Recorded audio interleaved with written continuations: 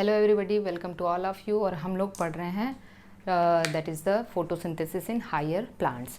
और अभी तक हम लोगों ने ढेर सारी चीज़ें पढ़ी थी, जैसे जितने भी एक्सपेरिमेंट्स थे फोटोसिंथेसिस को लेके कि कहाँ कार्बन डाइऑक्साइड की ज़रूरत है, कहाँ ऑक्सीजन रिलीज़ होता है। ठीक है, डिफरेंट साइंटिस्ट ने अपने अलग अलग एक्सपेरिमेंट परफॉर्म किए थे, उसके बारे में हम लोगों ने पढ़ा था और बेसिक समझा था कि फोटोसिंथेसिस एक्चुअली होता क्या है। तो वहाँ पे हम लोगों ने फोटोसिंथेसिस की एक डेफिनेशन देखी थी कि फोटोसिंथेसिस एनाबॉलिक है, ठीक है, फिजियोकेमिकल प्रोसेस है, इंडरगोनिक प्रोसेस है, और क्या है, that is the redox reaction है। एनाबॉलिक क्यों है? क्योंकि स्मॉलर मॉलिक्यूल्स लार्जर मॉलिक्यूल बनाते हैं। इंडरगोनिक क्यों है? क्योंकि सनलाइट या रेडिएंट एनर्जी के फॉर्म में एनर्जी की ज़रूरत पड़ती है। फिजियोकेमिकल क्यों है? क्योंकि रेडिएंट एनर्जी केमिकल एनर्जी में चेंज होती है, ठीक है। और रिडॉक्स क्यों है? क्योंकि यहाँ पे ऑक्सीडेशन और रिडक्शन दोनों होता है। ओके, तो आज के लेक्चर में हम लोग देखेंगे, हम लोगों ने पिछले लेक्चर में ढेर सारी चीज़ें कवर किया था। आज के लेक्चर में हम लोग देखेंगे कि where does the photosynthesis takes place. तो आपके पेज नंबर 209 पे है, where does the photosynthesis takes place. तो ये तो हम लोगों ने बहुत पहले ही पढ़ लिया है कि फोटोसिंथेसिस कहाँ होती है, ठीक है। Photosynthesis takes place. अब हमें ये पता है कि फोटोसिंथेसिस की प्रोसेस कहाँ होती है, क्लोरोप्लास्ट में होने जा रही है, ठीक है ना। कहाँ होने जा रही है? क्लोरोप्लास्ट। और क्लोरोप्लास्ट का हमने पहले ही आपको स्ट्रक्चर बता दिया है। एक बार मैं फिर से यहाँ पे बता दे रही हूँ कि क्लोरोप्लास्ट एक डबल मेम्ब्रेनस स्ट्रक्चर है, ठीक है, डबल मेम्ब्रेनस स्ट्रक्चर है ना। और कौन कौन डबल मेम्ब्रेन है? न्यूक्लियस डबल मेम्ब्रेन है और माइटोकॉन्ड्रिया डबल मेम्ब्रेन है, ठीक है। प्लास्टिड, न्यूक्लियस और माइटोकॉन्ड्रिया।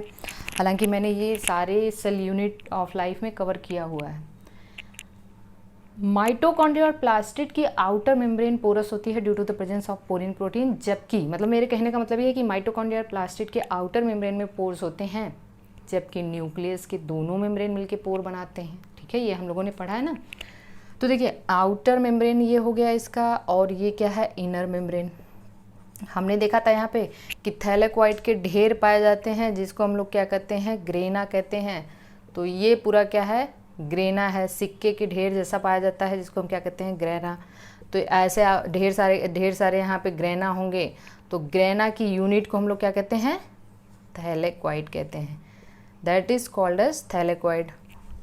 ऑलरेडी डिस्कस्ड है ना ये, ठीक है ना। अब हमने एक चीज़ बताया था आपको, एकदम चीज़ों को अब एकदम अच्छे से समझ लेना, एक बार फिर से समझ लेना। हमने आपको बताया था कि ये थैलेक्वाइड लैमेली है। एक थैलेक्वाइड की जो लैमेली है उसको हम कहेंगे थैलेक्वाइड लैमेली। और जो ग्रेना है, दो ग्रेना को आपस में जोड़ने के लिए क्या है? स्ट्रोमल लैमेली है। इसको हम लोग क्या कहते हैं? स्ट्रोमल। तो ये सब तो ग्रेनल लैमेली है। This is the grana, actually this is the grana and this is the stroma. ये स्ट्रोमा है, ये स्ट्रोमा या मैट्रिक्स कह सकते हैं आप। तो ये कौन सी लैमेली है? स्ट्रोमल लैमेली, है ना। This is the stromal lamellae. हमने पहले ही आपको बताया था कि ग्रेनल लैमेली, स्ट्रोमल लैमेली में कौन कौन सा फोटो फास्फोराइलेशन होगा, ये हमने पिछले लेक्चर में आपको बताया हुआ है, वहाँ पे आप जाके देख लीजिएगा फिर से। यहाँ पे अब एक चीज़ आपको ये समझना है कि ग्रेना में क्या होता है? लाइट रिएक्शन होती है। ग्रेना में क्या है? लाइट रिएक्शन है। जबकि स्ट्रोमा में क्या है? डार्क रिएक्शन है, ठीक है, डार्क रिएक्शन है। अब आप ये मत समझिएगा कि हाँ डार्क रिएक्शन है मतलब ये डार्क में होती है या लाइट में नहीं हो सकती, ऐसा कुछ नहीं है। क्योंकि लाइट रिएक्शन में क्या क्या होगा बताइए मुझे। लाइट रिएक्शन में जल्दी से बताइए।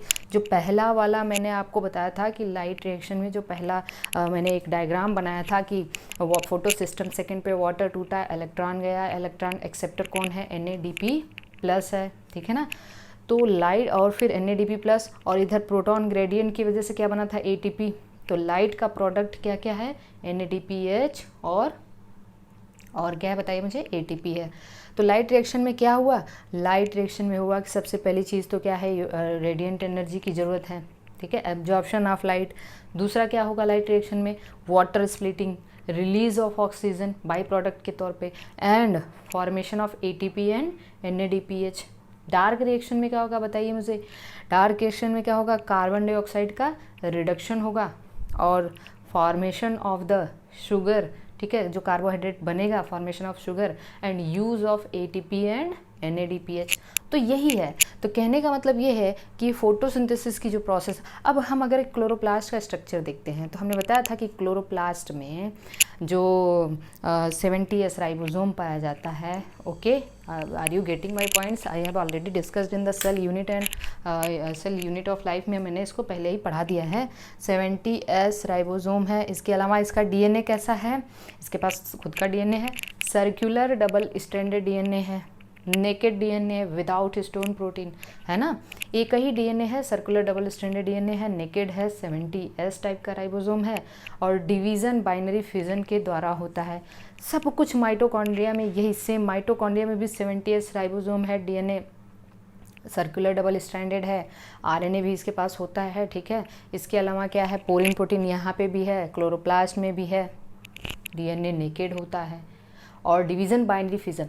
तो हमने आपको बताया था कभी कि क्लोरोप्लास्ट और माइटोकॉन्ड्रिया की ओरिजिन, या प्लास्टिड या माइटोकॉन्ड्रिया की ओरिजिन किससे हुई है?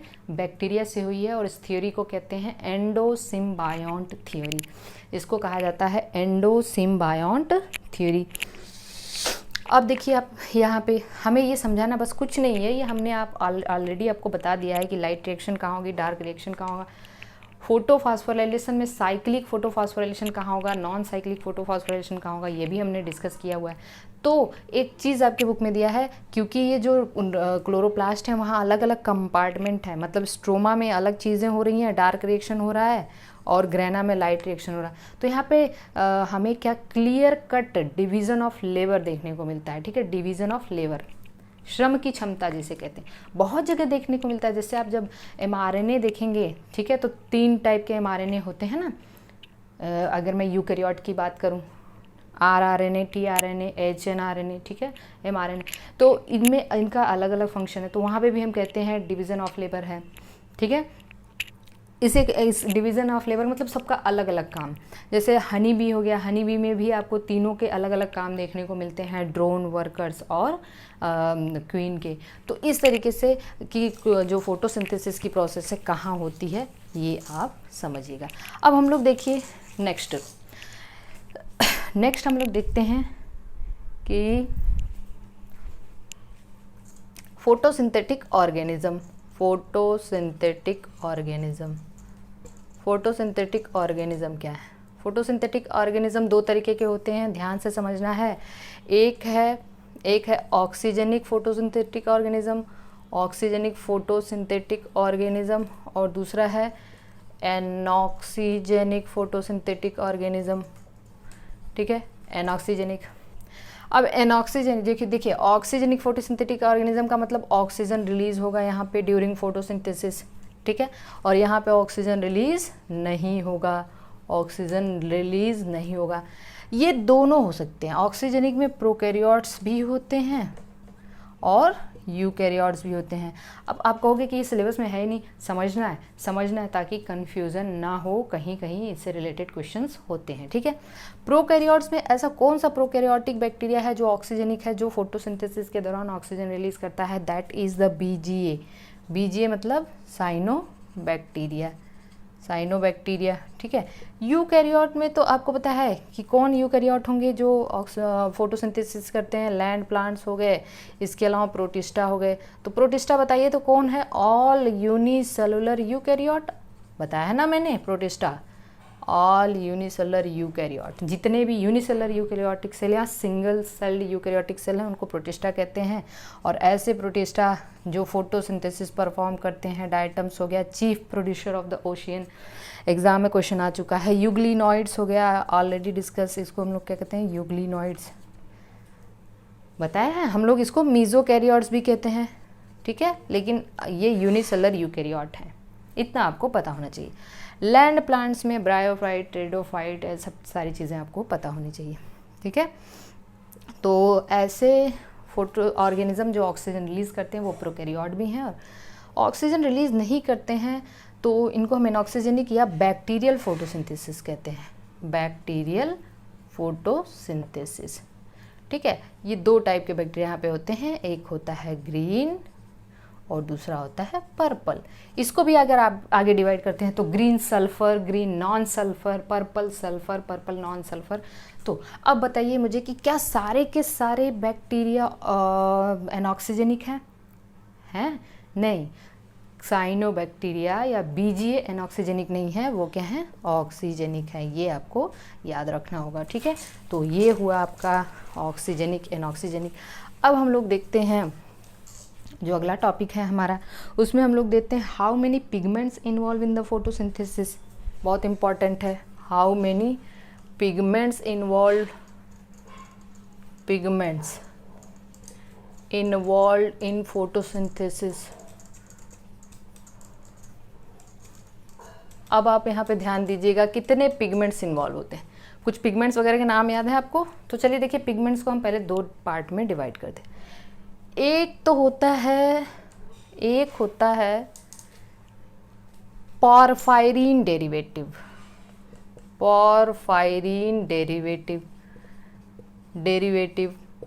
और दूसरा होता है नॉन पॉरफायरिन डेरिवेटिव। हाँ, प्लीज़ आप इसको बेवजह मत समझिएगा, इससे आप कभी भी चीज़ों को भूलेंगे नहीं, फोटोसिंथेसिस बहुत आसान हो जाएगा। पॉरफायरिन डेरिवेटिव में मतलब जहाँ पे पॉरफायरिन रिंग होगा, ठीक है, जहाँ पे पॉरफायरिन रिंग होगा। पॉरफायरिन रिंग क्या होगा ये हम लोग आगे देखेंगे। तो पॉरफायरिन डेरिवेटिव में क्या होता है, एक हो गया आपका लिपिड सॉल्युबल, ठीक है, और दूसरा हो गया वाटर सॉल्युबल। लिपिड सॉल्युबल और वाटर सॉल्युबल। नॉन पॉरफायरिन डेरिवेटिव ये होता है कैरोटीनॉइड्स, जो कि क्या है, वाटर सॉल्युबल, लिपिड सॉल्युबल है। हमने कैरोटीनॉइड के बारे में भी बताया आपको, जब हम लोग सेल पढ़ रहे थे तो वहाँ पे हम लोगों ने देखा था कैरोटीनॉइड्स को। कैरोटीनॉइड्स क्या होते हैं, लिपिड नेचर के होते हैं।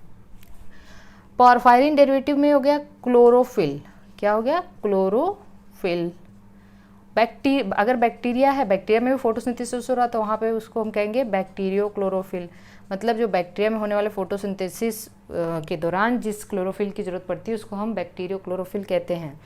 तो क्लोरोफिल और बैक्टीरियो क्लोरोफिल ये सब क्या है, इनमें पॉरफायरिन रिंग पाया जाता है और ये लिपिड सॉल्युबल होते हैं।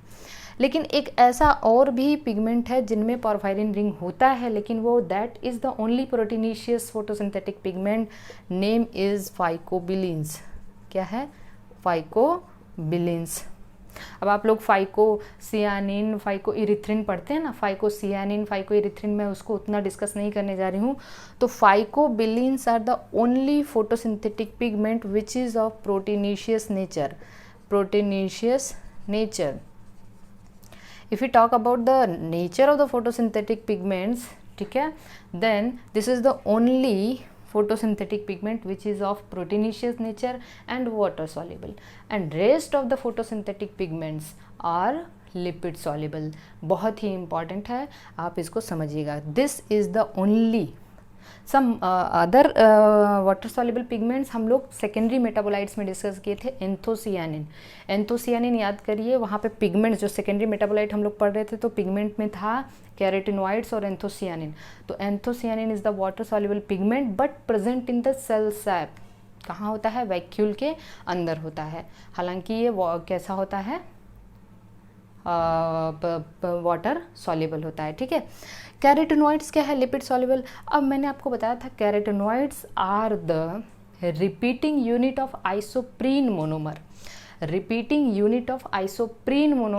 और एक आइसोप्रीन यूनिट में 5 कार्बन होते हैं और कैरोटीनॉइड में 8 आइसोप्रीन यूनिट होता है। तो कितने कार्बन हो गए? 40 कार्बन्स, ठीक है, आइसोप्रीन। तो 40 कार्बन्स में कैरोटीनॉइड्स में भी, carotenoids are actually the hydrocarbons. ये क्या होते हैं? हाइड्रोकार्बन्स होते हैं, 40 कार्बन वाले हाइड्रोकार्बन होते हैं। इसमें भी एक है नॉन ऑक्सीजनेटेड हाइड्रोकार्बन, ठीक है, और दूसरा है ऑक्सीजनेटेड हाइड्रोकार्बन, ठीक है। अब नॉन ऑक्सीजनेटेड हाइड्रोकार्बन क्या है? नॉन ऑक्सीजनेटेड हाइड्रोकार्बन ये होता है दैट इज़ द कैरोटीन ठीक है। और ये क्या होता है, ज़ैंथोफिल, ये है ज़ैंथोफिल। जो कैरोटीन है ये आपके कैरेट, गाजर में मतलब ऑरेंज कलर का होता है। ये ज़ैंथोफिल है, ये येलो कलर का होता है, जैसे ल्यूटीन हो गया, ठीक है। तो जो ऑटम के दौरान पत्तियों का कलर वगैरह चेंज होता है ना, वो किसकी वजह से होता है, ज़ैंथोफिल की वजह से। तो C40H56 हो गया, ये नॉन ऑक्सीजनेटेड हाइड्रोकार्बन है, ये C40H56O2 हो गया।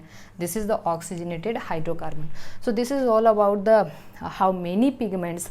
नाउ हम लोग एक एक करके इसको देखेंगे कि मतलब कौन एक्सेसरी है, कौन नेसेसरी है, कौन यूनिवर्सल है। तो अब देखिए, हाँ इतना ज़रूर जानते रहिएगा कि पोरफायरिन रिंग दोनों में होता है, क्लोरोफिल और फाइकोबिलिन्स में। अंतर बस एक है कि क्लोरोफिल में सेंट्रल एटम जो मैग्नीशियम होता है, पोरफायरिन में सेंट्रल एटम हाइड्रोजन होता है। हालांकि आपके एनसीईआरटी में नहीं दिया है, इसलिए मैं ज़्यादा इसको एलेबरेट नहीं कर रही हूँ। तो चलिए देखिए, फिर जो पिगमेंट्स है ना, उसको हम दो पार्ट में डिवाइड कर दे रहे हैं। एक हो गया यूनिवर्सल, ठीक है, यूनिवर्सल जो हर एक ऑर्गेनिज्म में प्रेजेंट है, और दूसरा है एक्सेसरी, ठीक है, non universal, we can say non universal, जो किसी में है किसी में नहीं है, इसका कुछ वो नहीं है, ठीक है। So universal and non universal. Universal का मतलब present in all photosynthetic organism, present in all photosynthetic organism, ठीक है। जैसे यूनिवर्सल में दो हो गया, यूनिवर्सल नेसेसरी या universal principal, universal necessary we can say, necessary और प्रिंसिपल, यूनिवर्सल नेसेसरी और principal, and universal accessory, accessory. अब देखिए, एक्सेसरी और नेसेसरी का मतलब क्या होता है। एक्सेसरी और नेसेसरी का मतलब, जब आप फोटो सिस्टम पढ़ेंगे, जब आप फोटो सिस्टम पढ़ेंगे तो जो मेन पिगमेंट होता है, जो लाइट को एब्जॉर्ब करता है, मेन पिगमेंट, ठीक है, वहाँ पे एक होता है photo chemical reaction centre. Photo chemical reaction centre में जो प्रेजेंट है, मेरी बात को फिर से समझिएगा, ऐसा पिगमेंट जो फोटो केमिकल रिएक्शन सेंटर में प्रेजेंट है, उसी को हम कहते हैं प्रिंसिपल या नेसेसरी। क्या कहते हैं, प्रिंसिपल या नेसेसरी। और जो फोटो केमिकल रिएक्शन सेंटर के बाहर प्रेजेंट है, उसको हम लोग कहते हैं एक्सेसरी, या फिर लाइट हार्वेस्टिंग कॉम्प्लेक्स, या फिर एंटीना मॉलिक्यूल्स, ठीक है। तो अब देखिए, जो एक्सेसरी हैं इसको हम लोग लाइट हार्वेस्टिंग कॉम्प्लेक्स या फिर एंटीना मॉलिक्यूल्स कह सकते हैं। ओके, सॉरी, यहाँ पे हम लोग, हाँ, एक्सेसरी या, हाँ ठीक है, लाइट हार्वेस्टिंग कॉम्प्लेक्स या एंटीना मॉलिक्यूल कह सकते हैं। तो अब आप देखेंगे कि नेसेसरी या फोटोकेमिकल रिएक्शन सेंटर में कौन प्रेजेंट होता है, क्लोरोफिल ए का एक मॉलिक्यूल। तो ये हो गया, दिस इज द क्लोरोफिल ए। अब आपको ये ध्यान देना है कि क्लोरोफिल ए क्या है, यूनिवर्सल भी है और प्रिंसिपल भी है। यूनिवर्सल भी है और प्रिंसिपल भी है का मतलब ये है कि ये फोटोकेमिकल रिएक्शन सेंटर में प्रेजेंट होगा, और ये हर एक फोटोसिंथेटिक ऑर्गेनिज्म में प्रेजेंट होगा। जबकि मेरी बात ध्यान से सुनना, जो यूनिवर्सल है मतलब हर एक फोटोसिंथेटिक ऑर्गेनिज्म में है, लेकिन एक्सेसरी है मतलब outside the photochemical reaction centre है, वो है कैरोटिनॉइड्स। वेरी वेरी IMP, मतलब कैरोटिनॉइड्स हर एक फोटोसिंथेटिक ऑर्गेनिज्म में प्रेजेंट होता है, लेकिन it is a part of the light harvesting complex. It is not present inside the PCRC, so we can say it is not the principal, although it is universal cause it present in all photosynthetic organism, ठीक है। Non universal या यही क्या है, accessory हैं, ठीक है, जो लाइट हार्वेस्टिंग कॉम्प्लेक्सेस बनाएंगे। तो लेकिन ज़रूरी नहीं है कि ये हर एक फोटोसिंथेटिक ऑर्गेनिज्म में प्रेजेंट हो, ये ज़रूरी नहीं है। जैसे क्लोरोफिल बी कहाँ होगा बताइए, आपको पता है हायर प्लांट्स में तो होता है, ठीक है। क्लोरोफिल सी फियोफाइसी में होता है, क्लोरोफिल डी रोडोफाइसी में होता है ना, तो हर में नहीं प्रेजेंट है। इसके अलावा क्लोरोफिल ई हो गया, इसके अलावा क्या हो गया, ये कैरोटिनॉइड तो छोड़ दिया, फाइकोबिलिन्स। अब हमने अभी आपको बताया फाइकोबिलिन्स दो तरीके के होते हैं। This is the only photosynthetic और pigment which is water soluble are of proteinaceous nature. केवल यही एक ऐसा पिगमेंट है जो प्रोटीन नेचर का होता है। दो तरीके का होता है, एक फाइकोसियानिन, सियानिन मतलब ब्लू ग्रीन में आ जाएगा, और एक फाइको इरिथ्रिन, ठीक है, इरिथ्रिन का मतलब रेड में आ जाएगा। तो ये केवल और केवल कहाँ पाया जाता है, बीजीए और रेड एल्गी में। कहाँ होता है, बीजीए और रेड एल्गी में। ओके, बीजीए और रेड एल्गी में। तो अभी आप पिगमेंट्स में जान लीजिए कौन एक्सेसरी हैं और कौन नेसेसरी हैं और किनका क्या क्या काम है। ठीक है, तो ये अब जो ये है एक्सेसरी, ये तो टोटल हो गया ना। हालांकि कैरोटेनॉइड यूनिवर्सल एक्सेसरी है, बाकी ये नॉन यूनिवर्सल एक्सेसरी है ना। इन एक्सेसरी फोटोसिंथेटिक पिगमेंट्स का काम ये होता है कि ये डिफरेंट वेवलेंथ्स की लाइट को एब्जॉर्ब करते हैं। ठीक है, क्योंकि आपको पता है कि जो क्लोरोफिल ए है, ये दोनों फोटो सिस्टम में PS1 में तो ये 700 नैनोमीटर वेवलेंथ एब्जॉर्ब करेगा और PS2 में फोटो सिस्टम सेकेंड में 680 नैनोमीटर मैक्सिमा इसका जो होगा। ठीक है, तो हम कहेंगे कि जो इसका एब्जॉर्प्शन पीक है, तो ये इनका तो एकदम फिक्स रहता है। ओके, लेकिन क्या होता है, इसके अलावा कभी लाइट कम है, लाइट ज़्यादा है। ओके, तो जो डिफरेंट, तो फोटोसिंथेसिस की प्रोसेस रुक ना जाए, ज़िंदगी रुक ना जाए। अगर फोटोसिंथेसिस ही नहीं होगी, ऑक्सीजन नहीं रिलीज होगा, ज़िंदगी रुक जाएगी। इसके लिए डिफरेंट जो एक्सेसरी पिगमेंट्स हैं या लाइट हार्वेस्टिंग कॉम्प्लेक्सेस हैं, कभी क्या लाइट बहुत ज़्यादा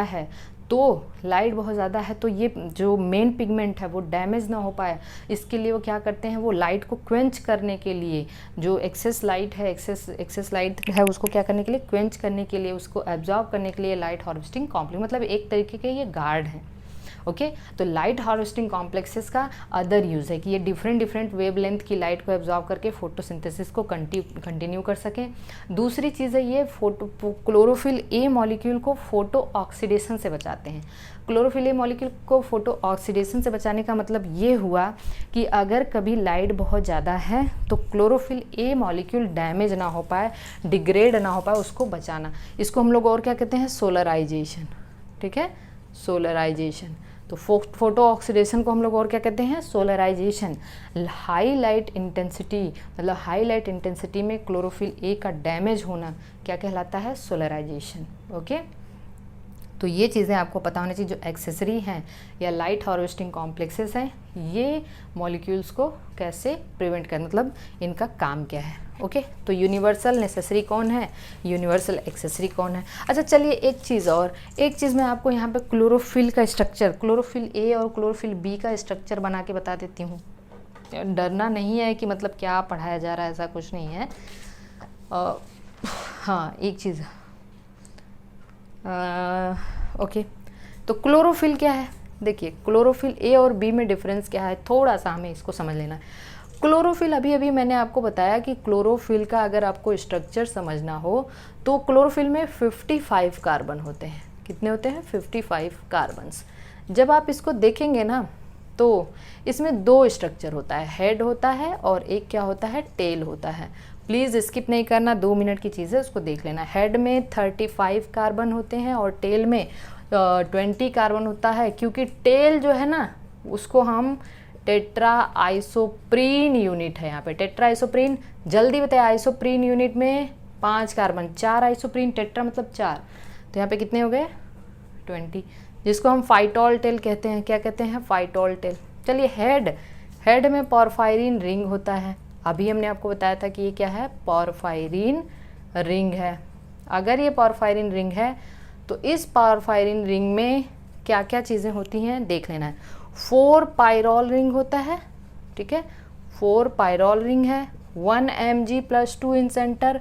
ऑलरेडी हम लोगों ने पढ़ा है कि ये एनर्जी रिलेटेड कंपाउंड है, क्लोरोफिल और ATP। ओके, तो और तीसरा क्या था, साइक्लोपेंटेनोन रिंग, साइक्लोपेंटेनोन रिंग। चलिए, पायरोल रिंग आप जानते हैं बनाना, इस तरीके से यहाँ पे नाइट्रोजन हो गया, ये पायरोल रिंग हो गया। अब मान लीजिए एक पायरोल रिंग को हमने ऐसे बना दिया तो 4 पायरोल रिंग हो गया, 4 पायरोल रिंग। मैं क्लोरोफिल को बना रही हूँ, अब ध्यान से देखना है। हेड है, टेल है, हेड को पोरफायरिन रिंग कहेंगे, उसमें 4 पायरोल रिंग, 1 Mg+2 सेंटर्स, 2 और साइक्लोपेंटेनोन रिंग। और टेल जो है, इसीलिए इसका स्ट्रक्चर टैडपोल जैसा होता है। कि कैसा है, टैडपोल ऐसा है ना, हेड हो गया और ये हो गया टेल। T2 बैक्टीरियोफेजेस पढ़ते हैं ना, टैडपोल स्ट्रक्चर। ओके, तो इसी तरीके से क्लोरोफिल का भी स्ट्रक्चर है। अब ये जो यहाँ पे ये है, चार पायरोल रिंग है, बीच में Mg+2 है, और पायरोल रिंग का जो ये नाइट्रोजन होगा ना, ये नाइट्रोजन Mg+2 इससे 2 से कोऑर्डिनेशन बॉन्ड बनाएगा और 2 से कोवेलेंट बॉन्ड बनाएगा। पता है ना आपको, 2 से कोऑर्डिनेशन बॉन्ड और 2 से कोवेलेंट बॉन्ड। सारे के सारे पायरोल रिंग आपस में मिथाइलिन बॉन्ड के द्वारा अटैच्ड होते हैं, मिथाइलिन ब्रिज। ओके, ये फर्स्ट पायरोल रिंग, ये सेकेंड पायरोल रिंग, ये थर्ड पायरोल रिंग और ये फोर्थ। अब देखिए ये जो साइक्लो, अब यहाँ तक चीज़ क्लियर हो गई। 2 बचे हैं, साइक्लोपेंटेनोन और टेट्राइसोप्रीन। साइक्लो ABC, सी मतलब किस पे आया, 1 2 3, ABC 1 2 3। Cyclopentanone ring is attached with the third pyrrole ring. Cyclopentanone ring is attached with the third pyrrole ring, और ये कौन सा है, 5वां हो गया। ठीक है, मान लीजिए यहाँ पे 4 स्ट्रक्चर है, ये 5वां, ये क्या है, cyclopentanone ring attached with the third. कैसे याद रखेंगे, ABC 1 2 3, and this tail is attached with the fourth pyrrole ring. Tail किससे अटैच्ड होता है, चौथे पायरोल रिंग से अटैच्ड होता है। सारे के सारे पायरोल रिंग आपस में मिथिलीन ब्रिज के द्वारा जुड़े होते हैं। अभी जो सेकेंड पायरोल रिंग का थर्ड कार्बन है, सेकेंड पायरोल रिंग का जो थर्ड कार्बन है, वहाँ से अगर CH3 अटैच्ड है तो इसको हम कहेंगे क्लोरोफिल A, और अगर CHO अटैच्ड है तो इसको हम कहेंगे क्लोरोफिल B। तो क्लोरोफिल A और क्लोरोफिल B में किस पे डिफरेंस है, किस कार्बन पे डिफरेंस है, कार्बन नंबर थर्ड। अगर कार्बन नंबर थर्ड पे CH3 ग्रुप है तो that will be the chlorophyll A, and carbon number third पे सेकेंड पायरोल रिंग के कार्बन नंबर थर्ड पे अगर CHO ग्रुप है तो that will be the chlorophyll B। अब हम क्लोरोफिल A और B का थोड़ा सा स्ट्रक्चर समझेंगे कि क्लोरोफिल A और क्लोरोफिल B में डिफरेंस क्या है। तो पहली चीज़, CH3 ग्रुप है यहाँ पे और ये CHO ग्रुप है। इसका फार्मूला C55H72O5N4Mg, और यहाँ पे क्या डिफरेंस हो जाएगा, C55 ही रहेगा, H70 हो जाएगा, O बढ़ गया, एक 6 हो गया, N4 हो गया, Mg। इनका रेशियो 3:1 होता है, ये भी आप जानते रहिएगा, like amylose and amylopectin. Okay, वहाँ 1:3 होता है। अब एक चीज़ और कि ये कैसे होते हैं, ये होते हैं ब्लूइश ग्रीन, ब्लू ग्रीन। इनका जो कलर होता है, कलर, ये जो जब हम पेपर क्रोमेटोग्राफी से डिफरेंट पिगमेंट्स को आइडेंटिफाई करेंगे ना, हाँ ये जरूर याद रखना कि डिफरेंट पिगमेंट्स को कैसे सेपरेट किया जा सकता है, पेपर क्रोमेटोग्राफी से। That is separated by the paper chromatography. इनका जो कलर है, कैसे दिखते हैं, ये ब्लू ग्रीन, और ये कैसे होते हैं, yellowish green, yellowish green. Okay, well, हाँ, अब ये इनका मैक्सिमम एब्जॉर्प्शन किस पे होता है, इनका मैक्सिमम एब्जॉर्प्शन होता है रेड रीजन में, और इनका देन ब्लूइश और वायलेट रीजन, एंड इनका मैक्सिमम एब्जॉर्प्शन होता है ब्लूइश और वायलेट रीजन में, ठीक है ना, violet then the red region. ठीक है, तो इनका मैक्सिमम, हालांकि ये दोनों रेड और ब्लू में एब्जॉर्ब करते हैं, लेकिन क्लोरोफिल A का मैक्सिमम एब्जॉर्प्शन रेड रीजन में और क्लोरोफिल B का मैक्सिमम एब्जॉर्प्शन ब्लू रीजन में होता है। तो this is all about the pigments. अब हम लोग थोड़ा सा आपके एनसीईआरटी में जो एक डायग्राम दिया हुआ है उसको समझने की कोशिश करते हैं कि वो डायग्राम में क्या दिया है, कैसे समझाना है। तो डायग्राम कुछ नहीं है, देखिए बुक अपने पास रखिएगा, और बुक में सीधे यहाँ पे एक जो पेज नंबर 210 पे जो डायग्राम दिया हुआ है उसमें क्लोरोफिल A, क्लोरोफिल B का एब्जॉर्प्शन स्पेक्ट्रम दिया हुआ है, कहाँ वो एब्जॉर्ब करता है। तो आप देख सकते हैं क्लोरोफिल A ब्लू रीजन में मैक्सिमम, B का जो मैक्सिमम एब्जॉर्प्शन है ब्लू रीजन में देन द रेड, और क्लोरोफिल A का जो मैक्सिमम एब्जॉर्प्शन है वो रेड रीजन में है देन द ब्लूइश रीजन।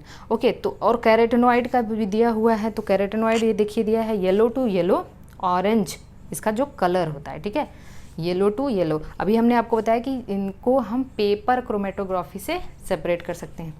तीसरी चीज़ है, हम लोगों ने एंजल मांस का एक्सपेरिमेंट पढ़ा था, तो वहाँ पे हमने क्या देखा था कि मैक्सिमम बैक्टीरिया कहाँ पे कलेक्ट हो चुके थे, रेड रीजन और ब्लू रीजन पे, ठीक है, मतलब वो एक्शन स्पेक्ट्रम था। दैट मीन्स कि रेड रीजन और ब्लू रीजन मैक्सिमम क्या करते हैं, फोटोसिंथेसिस वहाँ पे मैक्सिमम होता है।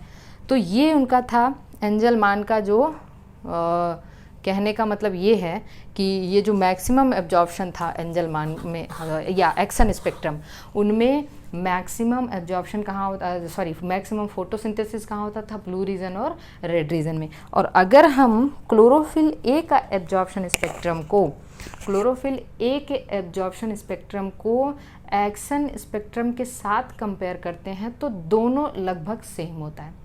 दोनों लगभग कैसा होता है, सेम होता है। कहने का मतलब ये है कि पेज नंबर आप यहाँ पे 210 पे जब देखेंगे तो देखिए यहाँ पे दिया है, now look at the figure 13.b। B में एक एक्सन स्पेक्ट्रम दिया हुआ है एंजलमान का, और सी में क्या दिया हुआ है, जो रेट ऑफ फोटोसिंथेसिस मतलब एक्सन स्पेक्ट्रम को क्लोरोफिल ए के एब्जॉर्प्शन स्पेक्ट्रम से देखा गया है। तो दोनों एक दूसरे को सुपर इम्पोज करते हैं, दोनों एक दूसरे को क्या करते हैं, दोनों एक दूसरे के बराबर हैं या वी कैन से पैरेलल हैं। तो यहाँ पे ये है, can you see that the wavelength at which there is maximum absorption by chlorophyll A in the blue and in the red region. Chlorophyll A का मैक्सिमम एब्जॉर्प्शन कहाँ होता है, ब्लू और रेड रीजन में होता है, हालांकि रेड रीजन में ज़्यादा होता है as compare to blue region. फिर also so higher rate of, hence we can conclude that chlorophyll A is the chief pigment. Chlorophyll A क्या है, चीफ पिगमेंट है, जो मुख्य पिगमेंट है या मेन पिगमेंट है वो क्या है, क्लोरोफिल ए है। बाकी हमने आपको बताया था क्योंकि क्लोरोफिल ए ही कहाँ होता है, रिएक्शन सेंटर में प्रेजेंट होता है, फोटोकेमिकल रिएक्शन सेंटर में। बाकी सब लाइट हार्वेस्टिंग कॉम्प्लेक्स बनाते हैं या एंटीना मॉलिक्यूल बनाते हैं।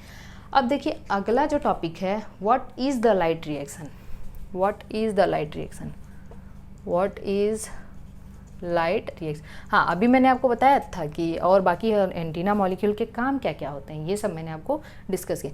लाइट रिएक्शन क्या है बताइए मुझे। पहला तो है एब्जॉर्प्शन ऑफ लाइट, है ना, हम लोगों ने पढ़ लिया absorption of light, light absorb होगी। दूसरी चीज़ क्या होगी, splitting of water, splitting of water मतलब वाटर का ऑक्सीडेशन। थर्ड चीज़ क्या होगी, जल्दी बताइए। थर्ड चीज़ होगी formation of ATP and NADPH, जो केमिकल इंटरमीडिएट्स बनेंगे, ये होगी। और फोर्थ चीज़ क्या होगी, oxygen by product, oxygen as by product बनेगा, है ना। तो यही क्या है, लाइट रिएक्शन है।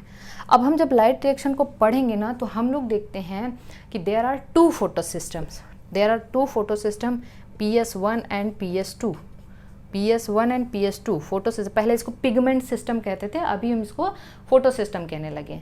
तो PS1 और PS2 का जो नॉमेनक्लेचर है is based on the sequence of their discovery, जो पहले डिस्कवर हुआ, मतलब ये पहले डिस्कवर हुआ और ये बाद में। ये एग्जाम में क्वेश्चन आ सकता है कि क्या इनका नॉमेनक्लेचर इनके फंक्शन के बेसिस पे, ऑर्डर ऑफ फंक्शन मतलब किस ऑर्डर में वो फंक्शन करते हैं ड्यूरिंग द लाइट रिएक्शन, उनके बेसिस पे किया गया है। क्योंकि जब आप नॉन साइक्लिक पढ़ेंगे तो उसमें पहले फोटो सिस्टम सेकेंड का रोल आता है, फिर फोटो सिस्टम फर्स्ट का रोल आता है। तो हमको इनका जो नॉमेनक्लेचर है वो डिस्कवरी के बेसिस पे है।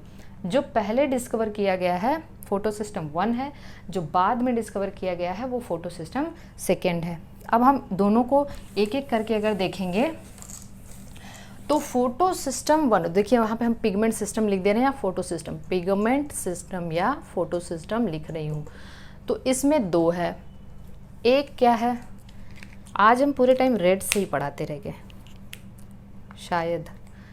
एक है फोटो सिस्टम 1 और दूसरा क्या होगा, फोटो सिस्टम सेकेंड, ओके, या pigment system 1 and pigment system second. अब पिगमेंट सिस्टम, हर एक फोटो सिस्टम में दो चीज़ होता है, एक तो है फोटो केमिकल रिएक्शन सेंटर, तो इसको हम PCRC1 कह लेंगे। फोटो सिस्टम फर्स्ट के फोटो केमिकल रिएक्शन सेंटर को हम PCRC कहेंगे, photo chemical reaction centre, okay. और इसमें जो एंटीना मॉलिक्यूल्स होंगे उनको हम क्या कहेंगे, लाइट हार्वेस्टिंग कॉम्प्लेक्स फर्स्ट या एंटीना मॉलिक्यूल्स, है ना, एंटीना मॉलिक्यूल। इसी तरीके से PS2 के पास भी क्या होगा, एक फोटो केमिकल रिएक्शन सेंटर होगा और लाइट हार्वेस्टिंग कॉम्प्लेक्स सेकेंड होगा, ओके।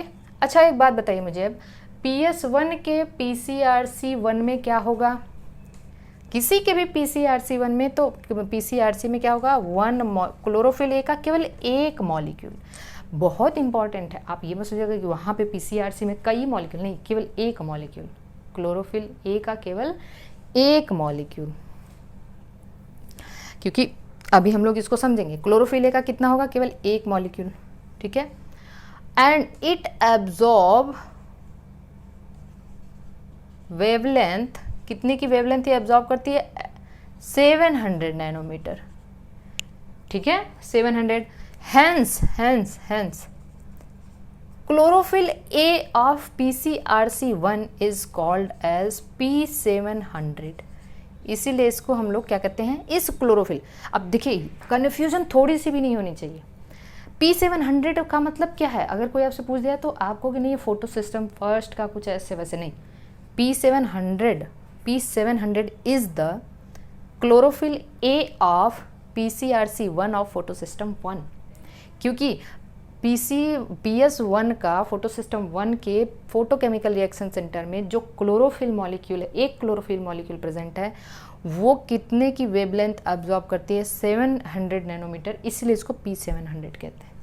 बाकी लाइट हार्वेस्टिंग कॉम्प्लेक्स में और क्या, लाइट हार्वेस्टिंग कॉम्प्लेक्स मतलब डिफरेंट वेवलेंथ को यूज़ करने वाला और क्लोरोफिल ए को फोटो ऑक्सीडेशन से बचाने वाला कौन होगा बताइए मुझे, क्लोरोफिल ए भी होगा भाई। कहने का मतलब क्या कोई केवल एक ही क्लोरोफिल है, नहीं ना, तो क्लोरोफिल मतलब एक ही क्लोरोफिल ए तो है नहीं, हज़ारों लाखों होंगे, तो एक होगा रिएक्शन सेंटर में, बाकी तो और तो होगा ना क्लोरोफिल ए।